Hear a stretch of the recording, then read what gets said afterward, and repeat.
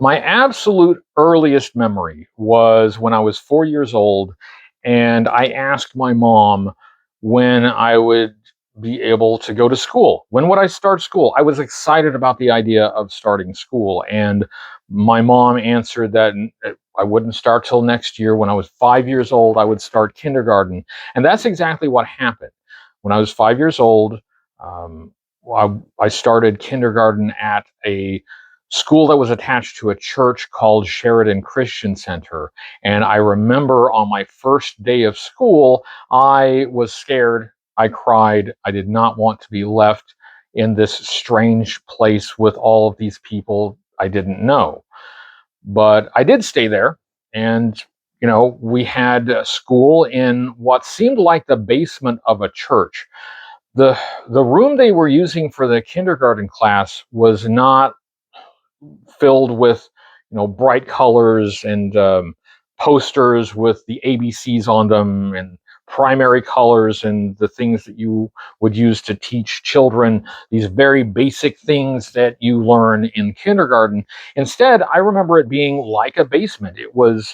Um, it had dark wood panel walls, kind of like this. So I'm triggered now, but actually it wasn't that bad, despite it being in a basement, in a like a dimly lit room. It was otherwise kind of like a normal kindergarten class. It was church based, of course, so there were a lot of Bible lessons, but other than that, I had friends. We would play in the playground. It was overall pretty normal.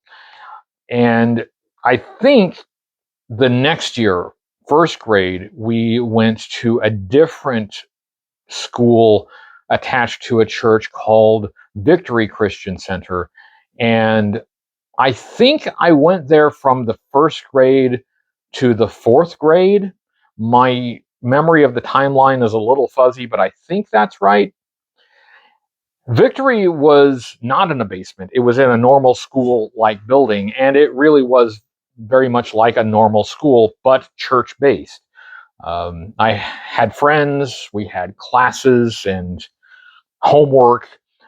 I played soccer for the school soccer team. I wasn't very good at it, but I had fun. That's when I chose the jersey number 11 because the quarterback for the Dallas Cowboys at that time was Danny White, and he was number 11, and he's was literally the only athlete that I knew. So I chose number 11, and it was fun. I really can't complain about that time period. It was like a normal school, but it was church based, which for me at the time would also have seemed very normal because everything that my family did was church based. My parents, like everyone else at the time, used corporal punishment. So I learned very quickly that disobedience or even sometimes just making a mistake would result in pain. So I learned to fear punishment. And I learned that fear is the basis for discipline and obedience. Another thing that's really important at this time is that my dad was called to be a traveling preacher. The idea of a calling for these Christian circles is vitally important. This is what God has instructed you to do and has laid it upon your heart to do. These are God's instructions to you. This is how God wants you to serve him. And for my dad, that was to be a preacher, but not just a preacher in a church, but a traveling preacher who went from church to church and as a guest speaker or a guest minister, and to teach a lesson or to hold some kind of special meeting, and that's what they did. And this involved a lot of travel. We drove all over this continent, mostly in the United States, but I remember going to Canada. I think we went to Mexico too at some point, but mostly the United States. We went everywhere. I saw the mountains and the forests and the swamps and the big cities and the small towns. I think I probably saw more of the United States by the time I was 10 than most people will see in their whole lives. We went everywhere. And I have to credit this time as inspiring my love of travel. I still love travel. Right now, I am sitting still, but I don't want to be sitting still. I still want to be on the move like that. I want to see new things. I want to go to new places. I would be happy traveling more than I'm at home. And I really have to credit that time in my childhood for sparking that interest. We went to all kinds of churches. And by all kinds of churches, I don't really mean all kinds of churches. My parents were not Catholic or Methodist or Episcopalian. So a lot of these kind of mainstream denominations, we skipped those. But a lot of Baptist churches, Pentecostal churches, non denominational, charismatic, we went to all of those. And for those who are not in the United States, that represents a lot of churches. That they're everywhere. There, there are thousands and thousands of them, often in rural settings, but sometimes in big cities. They were there too. They weren't the mega churches that some of them would become, but they were all over the country, and we drove all over the country to go to these churches. So the destination for all these travels was always a church. And we were in churches where, as kids, we could go to a Sunday school service, a children's service, and be with other kids, or sometimes we would have to sit in the service with the adults. We were in churches that treated kids kindly, and we were in churches that treated kids harshly. But whatever it was, we were in a new church almost every week. My parents did have a couple churches that they attended when they were home, but we didn't really have a home congregation. We went to spread the gospel over the entire United States. This was this seemed normal to me at the time. This is just what you do, right? There was no point in getting to know any of these kids in these churches because we would never see them again. We would, my dad would preach at that church, and then we would move on to the next one. So we didn't make friends that way. Even if we found kids that we really liked and really liked to play with, we'd never see them again. But that was okay because we had plenty of friends through other sources. We lived in, we'll call it a working class neighborhood in North Tulsa, in a house that was actually kind of small and kind of run down. But for me as a kid, smaller, the house was huge. The backyard was huge. And this neighborhood, even though in retrospect, it was maybe a little sketchy, there were kids there, kids our age. So we would go around playing with the kids our age. My brother and I were into Star Wars and G.I. Joe. Those things were hot at the time. So we would play Star Wars and G.I. Joe with the other kids in the neighborhood. And it was great. It really was a good way to grow up. We had friends, we had interests, and we felt that we were keeping with God's plan for our life. And there are a couple of things that you might notice. There are some concepts here that are kind of on a collision course because being a traveling preacher doesn't pay well. That doesn't mean you don't do it. But for my dad, it like if you stick with it and if you're faithful to God's plan, you will be rewarded. You will get the blessings that are promised to you.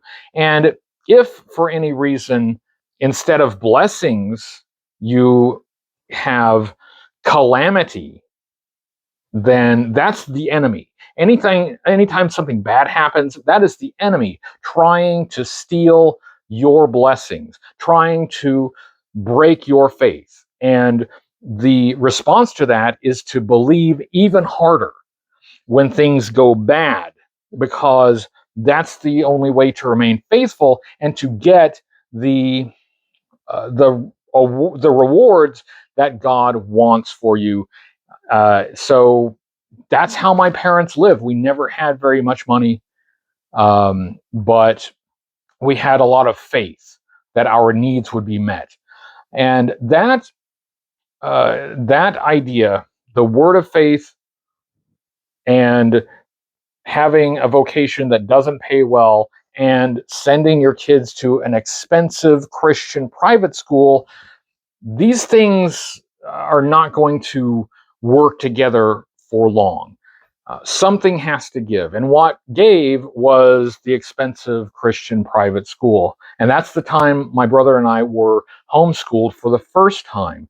And that first time being homeschooled was really not that bad. We had a regular curriculum that we followed. My parents used the Abeka curriculum, and we had lessons, we had homework, we had tests, we had grades. Not only that, when my parents were home, when the occasions when they weren't traveling, my dad would do a weekly Bible study in somebody's house. People would volunteer to have the Bible study at their house. They would have cake and they would talk about the Bible, and they built a bit of a community that way. And a lot of the people who were parents at those Bible studies, they were right on board with my parents thinking about education, because my parents did not want us to go to public school. That's why when the private Christian school didn't pan out, we did not go to public school, because there was this cultural war at the time about some things that were happening in the public schools.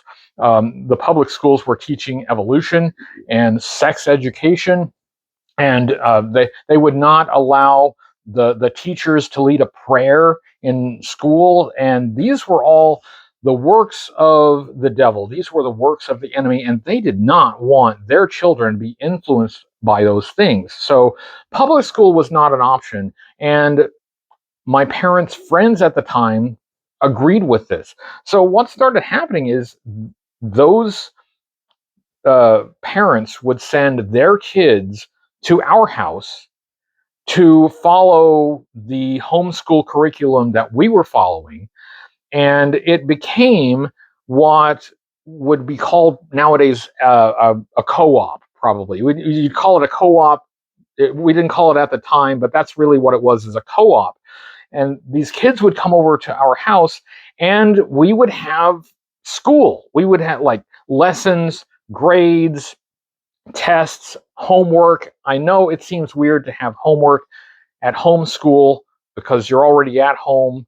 But yes, there were lessons that we had to do after regular school hours that were due the next day. So you had homeschool homework.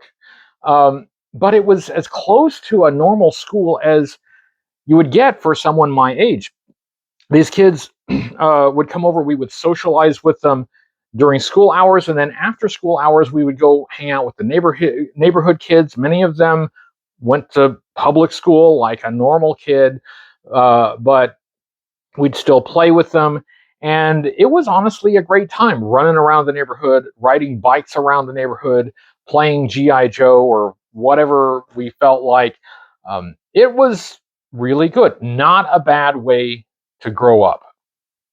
And sometime in the midst of all this, everything changed. And this is where, again, the timeline is a bit fuzzy for me. But at some point in all of that, the other kids that were in this co-op for homeschoolers, they stopped coming. They either went to a public school like a normal kid, or they were put in some other private Christian school. But in what seemed like overnight, again, It probably wasn't overnight, but it seemed like overnight for a little kid. The friends that we had in this homeschool co-op disappeared, and it was just me and my brother. And this was somewhat isolating, but we still had the neighborhood kids, right? So, we would have our lessons. We would do our schoolwork during the day when those kids were at school anyway. And then we would run around the neighborhood, ride bikes around the neighborhood, play GI Joe, and all of these things. And it was still pretty good. It was still not a bad way to grow up, but that didn't last. And really, I think the catalyst was that moment when the other kids stopped attending the co-op. It really took a sharp downhill turn from there, and what followed was dark. And by dark, I mean that in the literal sense. I mean, like, being in a house with the lights off and the curtain drawn and not being able to even look outside during the day. I mean, dark in the literal sense. And that I think is good for the next chapter. I think that's what we should talk about next, because that really is its own chapter, and it has a clear dividing line at this time when we had friends, and then suddenly we didn't. Again, it probably wasn't sudden, but it seemed like suddenly we went from lots of friends and a relatively normal childhood to no friends, and being isolated and being locked in the house and being hidden. And that's what we'll talk about next time. You may be wondering about a couple of things, like, wait a minute, there are some things that are very common in these Christian circles that I haven't mentioned. What about purity culture? What about Christian nationalism? And yes, I did deal with those things, but those things came later. So they're coming, just like the Roman god of premature ejaculation. They're coming quickly, but that's for the next part. Thanks for watching, and we'll continue this story next time.